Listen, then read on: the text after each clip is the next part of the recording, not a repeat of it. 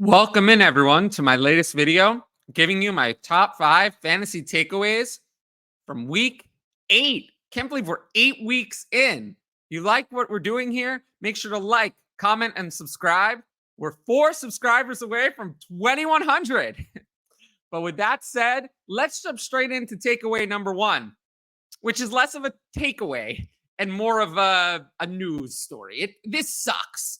It sucks. Kirk Cousins tore his Achilles. Obviously, he's going to miss the rest of the season. I don't know when he's going to come back. Achilles is kind of, sometimes it's really quick. Sometimes it seems like it takes a long time. We're going to see. He looked good before the injury. 274 yards, 2 passing touchdowns, 23 of 31. Vikings won this game. They're now 4-4. They're a playoff team. 7th seed in the NFC. But they only have 5th-round rookie Jaron Hall as quarterback behind Kirk Cousins. Nick Mullins is on IR. He can return week 10. We'll see how healthy he is. But could the Vikings trade for quarterback or sign Carson Wentz? Ryan Tannehill might be available. We're going to talk about that in a second. But this injury just crushes the Vikings wide receivers. It sucks. Justin Jefferson, I still think he's going to come back when he's eligible. But, is another quarterback going to be able to support Jordan Addison with Justin Jefferson in the lineup? I don't think so. Not if they go to Jaron Hall. Is TJ Hockenson going to be a top 5 tight end when Justin Jefferson returns with another quarterback? I don't think so. So it's a brutal injury for the entire Vikings team. I don't know what's going to happen to Kirk Cousins in Dynasty. Is he going to does this make it more likely he re-signs there? Less likely he re-signs there? I'm not really sure. But I think he might come back. He might not. The Vikings, they already have won 4 games, so they're going to be out of the Caleb Williams race. I don't think they're even going to be second to last in line for Drake May. So they're probably not going to get a young quarterback to replace him. The Vikings are in a brutal situation. I don't know what they're going to do. And honestly, the main takeaway is that it just sucks. Kirk Cousins was having a great year. And, he was not the problem for the Vikings. So I would say that I'm going to move Jordan Addison and TJ Hockenson down in my dynasty ranks. Just because there's so much uncertainty now. Jordan Addison, if the price drops too much, would be more of a buy. TJ Hockenson, not so much. In redraft, it's tough. Probably just hold the assets. Next one, a little more positive. Will Levis. I was not known for liking Will Levis. I didn't hate him as much as some people did. Some people said he was awful, terrible. I thought he was worthy of being a late first-round pick in the NFL draft. Late first, not top 10. Late first, I thought was fair. He actually went below what I expected. And, he delivered. 19 of 29, 238, 4 touchdowns, no turnovers. Malik Willis managed to turnover, but not Will Levis. He hit DeAndre Hopkins for 3 touchdowns. And the Vikings play on Thursday night. Ryan Tannehill's not going to be ready. Ryan Tannehill could be gone from the Titans by the time we get to Thursday night. Ryan Tannehill's injury is not serious. I think the Vikings could call about Ryan Tannehill. Ryan Tannehill's in a contract here. The Titans are 3-4. They could make a playoff run, but I doubt it. The AFC is just too strong. I think you got to see what you have in Will Levis. This was a great debut. You got to see what you have. You can't go back to Ryan Tannehill. I don't think so. It's a contract year. You're obviously not keeping Ryan Tannehill for 2024. So you need to play Will Levis. Because we're going to be playing Will Levis, I actually think the Titans are not going to trade DeAndre Hopkins or Derrick Henry because I think they want to keep the weapons for Will Levis to have a better, run out for the rest of the year. I will say one thing, though. Despite Will Levis, Treylon Burks, goose egg, he might be a bust. He might just be a bust. But Will Levis looked great. He's the biggest dynasty riser from this week. Ryan Tannehill might be finished. So, because Will Levis suddenly looked good in an offense that Ryan Tannehill couldn't do a damn thing. So, yeah, I think Will Levis probably gained like 3-4 rounds in Superflex Dynasty value. Speaking of gaining Dynasty value, Trey McBride has arrived. 10 catches, 95 yards, a touchdown, 14 targets. A lot of tight ends go their whole career without a game with 14 targets. He led the team in targets. Marquise Brown, Michael Wilson, and McBride are the focus of this passing offense. All 3 players playing on 80% of snaps or more. Rondale Moore is the slot-only wide receiver in 11 personnel. Everyone else is barely playing. Not really. It doesn't matter. Trey McBride is going to be great when Kyler Murray gets back. I think he's going to be a low-end tight end 1 for the rest of the season and then has a lot of potential to grow moving forward. He was, the Mackey Award winner in college. He had one of the best college tight end seasons of all time in his final year. He is great. He has draft capital. He's someone who's probably gained almost as much, if not more, dynasty value than Will Levis. It's close. But this was a huge game. I don't think anyone expected 10 for 95 and a touchdown on 14 targets. So great game from Trey McBride. And I really, really am excited to see this offense with Kyler Murray because I think Kyler Murray is going to unlock higher production from Marquise Brown, more consistency from Michael Wilson, and finally unlock Trey McBride as a reliable tight end. Next, Jahan Dotson. So Jahan Dotson, it's very strange. He's been playing all year. He had plenty of targets. He was involved in the offense, but he didn't do anything because Sam Howell could not get him the ball. There was no chemistry between those two players.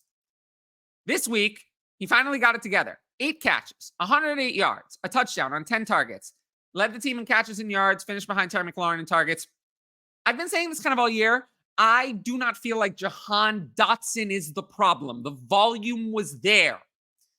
The playing time was there. The coaching staff believed in Jahan Dotson.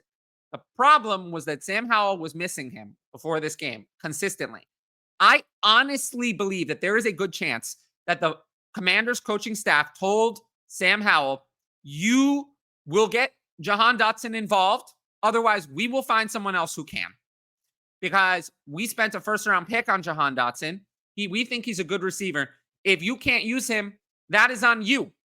So clearly that message was received, and Jahan Dotson was involved this week. I will say this was a strange game. Jamison Crowder came out of nowhere and had 95 yards and a touchdown. I'm not sure what happened here, but Jahan Dotson is back on the streaming wide receiver radar, I guess. You see that I have hesitancy because this was his one usable game all year, and next week is against the Patriots, so he'll probably still be outside my top 40, but in Dynasty, he's regained life. And then this last takeaway, Javonte Williams is healthy now. Now he is finally healthy. 27 carries for 85 yards. Not great efficiency, but he had the carries. And 3 catches for 13 yards and a touchdown through the air. 30 touches, 63% snap share, both season highs. The Broncos offense had 40 carries versus just 12 pass completions on 19 passing attempts. I think it's very clear. They beat the Chiefs, and Russell Wilson did nothing to contribute to that victory. Nothing at all. The Broncos defense is getting better. Javonte Williams is getting healthy, but Russell Wilson is still bad. Russell Wilson is still bad. He's not part of the solution, in my opinion. But McLaughlin and P. Ryan combined for just 5 carries and 4 receptions, 9 total touches compared to 30 for Javonte Williams. There's no committee here. I said before the week that Javonte Williams was a start for me. I had him at RB19, and I think next week I'm going to have him even higher because if he's going to get 30 touches, he has to be higher than RB19. But people questioned me when I said to start Javonte Williams. I was confident in the play, and, I'm glad it worked out. So that's the end of my 5 takeaways. Now, just before I started recording this, Leonard Fournette signed with the Bills. I assume it's a 1-year deal. I'm not sure how much this means. I do think it's going to downgrade James Cook a little bit even more. There's going to be one more running back to take away carries. Probably means that Damian Harris is not coming back anytime soon from his neck injury, and that they're not happy with what they've seen from Latavius Murray, who would be happy with that. I don't want to downgrade James Cook too much. It might be a buying window for him. If you can get him for like nothing, I would take it. If someone drops James Cook in redraft, obviously add him. But, James Cook hasn't been super effective. I had him as like a mid RB2 rest of season before this. Now he's probably more of a low end RB2. So not a huge downgrade, but definitely a downgrade for James Cook based on Leonard Fournette signing. Now, let's get into, I have only a couple, really 2 Patreon questions. One of them is very long. First one, and I just want to thank all the patrons for sending in these questions. You can sign up for the Patreon at patreon.com/fantasyadvice. Free trials are available, 7-day free trials. The link's at the top right corner of the video, also in the video description at the bottom. And only patrons get to ask these advanced questions. So let's jump into it. It's time we talk about Trevor Lawrence and his woes. I mean, not really. He completed 75% of his passes, 292 yards, averaged 9.1 yards per attempt. He had a touchdown and a pick. He's just not getting the touchdowns. That's really the thing. The touchdown regression has not been on Trevor Lawrence's side. He has 9 touchdowns all year, but he almost has 2,000 passing yards. That's not real. That's unlucky. If you have 1,935 passing yards and 9 touchdowns, you are getting unlucky. So I understand the concerns, but we're talking about a player who this year has completed 68.3% of his passes. Like, I get it, but he doesn't have any rushing touchdowns despite having 216 rushing yards. So he's on pace. He's never had 400 rushing yards in a season. So he's on pace for his most rushing yards ever. He just has 9 total touchdowns. Last year, he had 30 in 17 games. He's getting unlucky. That's all it is. There's nothing wrong with him. He's one of the biggest dynasty buy lows. This is the season he's played the best. This is his most effective play. So, yeah, dynasty buy low for sure on Trevor Lawrence. Long question here. It's not, yeah. But we'd love to hear your thoughts. We hear a lot, and for good reason, to bet on talent, but not worry about situations. Dynasty, absolutely. In redraft, I'm skeptical how good that blanket statement truly is. Well, I've never made that blanket statement for redraft. What are your thoughts on situation versus talent for redraft? Oh, I mean, the more micro you get, the more the situation matters. From week to week, it matters the most. Then redraft, it matters more. And then in Dynasty, it matters the least. Plenty of not so talented players, I'm going to push back on this, are doing well this year on pure volume and situation, while other talented players are in worse situations and fairly mediocre. And examples include Thielen, Rachaad White, and Moss. And Watson, Higgins, Olave, and Bijan, I assume they're the good players who are not doing well. First of all, Bijan is doing just fine. Watson has been injured the entire year. And Higgins and Olave, Higgins has been injured, and when he's actually been healthy, he's been good. And Olave has had them volume, but he just hasn't had a single touchdown. Or maybe he's had one. I mean, I get it, but there are issues here. In terms of the talented players who are, or not so talented players who are doing well, Thielen is someone where the talent was just misjudged. I thought Thielen was washed, and he's not. He's looked good. That's all it is. Didn't think he had anything left, and he did. Missed on the talent. Zach Moss is interesting. Again, missed on the talent. I didn't think Zach Moss was any good. So I wouldn't have drafted him in redraft, of course. The one player here that I agree with is Rachaad White. Rachaad White is bad. Really bad. He can't do anything on the ground, but he's getting the fantasy numbers. Him, I agree with. In redraft, I agree being still in on Rachaad White because the volume is there. It's not going to go away. But in Dynasty, he is going to be replaced because he is bad. The only reason he's getting work is that Sean Tucker, Chase Edmonds, and Keyshawn Vaughn are even worse. But Rachaad White is bad. So I do agree with that one. That is a great example of a player who is bad, but who is getting volume and therefore fantasy relevant. But he is bad. That's my take on Rachaad White. But overall, yes, we should value situation. But the real problem is sometimes you miss on who is talented and who is not. That's why we have a lot of mistakes. Rachaad White, though, I actually thought Rachaad White was pretty talented coming into the year. I got that part wrong, but because of the volume, he's still producing, which is strange, but very strange situation, actually, to be honest, with Rachaad White. Because I thought he was good. He's not, and he's doing even better than I thought he would. Very weird. Being wrong and then even more right. I don't know how to process Rachaad White. He's one of the weirdest players in all of fantasy right now. But anyway, if you like this video, leave a like, leave a comment, and subscribe to the channel. That's the best way to support our channel here. 4 subscribers away from 2,100.